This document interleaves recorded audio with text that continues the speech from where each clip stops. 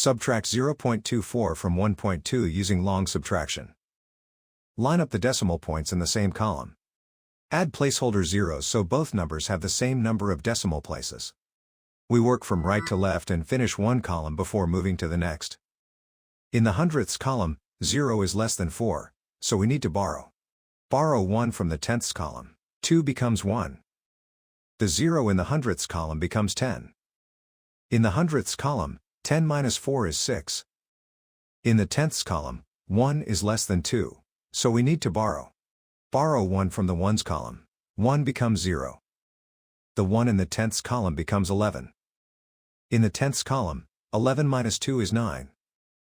In the ones column, 0 minus 0 is 0. Bring the decimal point straight down into the answer. The final result is 0.96.